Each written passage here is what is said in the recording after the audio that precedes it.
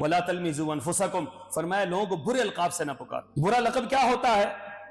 کسی کے نقص کو سامنے رکھ کر لوگ اس کا لقب بناتے ہیں۔ یہ رسول اللہ صلی اللہ علیہ وسلم کے معاشرے میں، زمانے میں، یہ جاہلی معاشرے کا یہ پیداوار کردہ چیز تھی کہ جس کو دیکھتے تھے نا، کوئی بیچارہ کانا ہے، کوئی لنگڑا ہے، کوئی کسی کو اور بیماری ہے، تو اس کو سامنے رکھ کر اس کا لقب بنا لیتے تھے۔